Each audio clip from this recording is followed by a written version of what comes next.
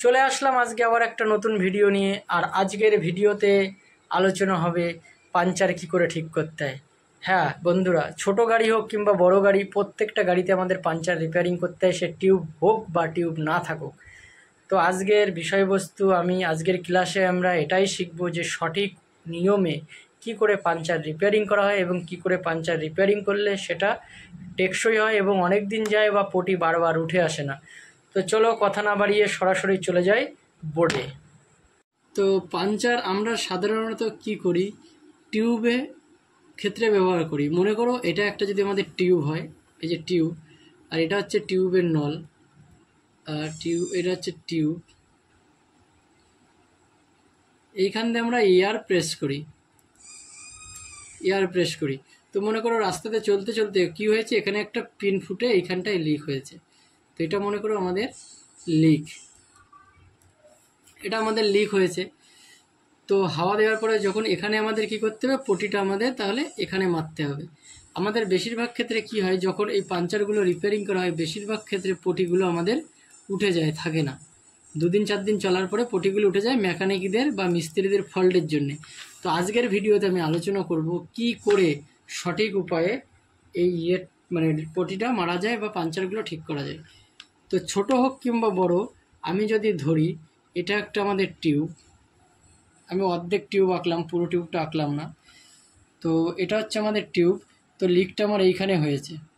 লিকটা যদি আমার এখানে হয় তো আমরা কি করব, মনে করো লিকটা আমাদের পাঞ্চারটা এতটা ফেটে গেছে, তাহলে আমি যখন পটিটা মারবো তখন আমাদের পটিটা তার আগে যে ঘষে নিতে হয়, তো আমাদের ঘষতে হবে কতটা, এই পাঞ্চারটা যদি এটুকু হয় তার থেকে একটু 1 ইঞ্চি বড় করে জায়গাটা নিয়ে আমাদের ঘষতে হবে। মানে এতটা জায়গা নিয়ে আমাদেরকে ক্লিন করতে হবে, ক্লিন করে নিতে হবে। এতটা জায়গা নিয়ে ক্লিন করে নিতে হবে, কারণ ময়লার উপরে আমাদের আঠা দাঁড়ায় না, সেই জন্য আমাদের ঘষে ক্লিন করে নিতে হবে। এবার এতটা জায়গা নিয়ে আমি যখন ঘষবো তাহলে পটিটা আমি কতটা জায়গা মারবো, পটিটা ঠিক তার থেকে একটু ছোট হবে। যতটা নিয়ে আমরা পটিটা ঘষবো তার থেকে একটু কম জায়গা মিলে পটিটা মারতে হবে। তাহলে এটা হচ্ছে আমাদের ক্লিন করা গেল টোটালটা। আর এই জায়গাটা হচ্ছে, এই মাপটা হচ্ছে আমাদের পটি মারতে হবে। এখন তোমাদের মনে একটা প্রশ্ন আসে, স্যার আমি যদি এইটুকুই যদি পটি মারি তাহলে আমার এতটা ঘষার কি প্রয়োজন? জি হ্যাঁ, ঠিকই ধরেছো। আসল কথা, ময়লার উপরে পটি দাঁড়ায় না। তো আমরা যদি পটির মাপেই যদি ঘষি তাহলে যখন আঠাটা আমরা লাগাবো, মনে করো এই যে আমরা এইটুখানি ঘষলাম আর এটুখানি আমরা যদি পটিটা লাগাই, তাহলে আঠাটা যখন আমরা লাগাবো এই চারি সাইডটা আমাদের ঘষে নেই, পটির কিছু কিছু কোণাগুলো বা কোণগুলো আমাদের এই ময়লার উপরে যে পড়ে যায়। যখনই ময়লার উপরে কোণগুলো পড়ে তখন সেই পটি খুব তাড়াতাড়ি উঠে যায়, থাকে না, লাস্টিং করে না।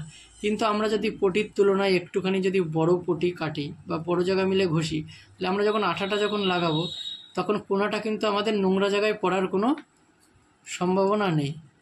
ডার্টি জায়গা পড়ার কিন্তু কোনো সম্ভাবনা থাকছে না।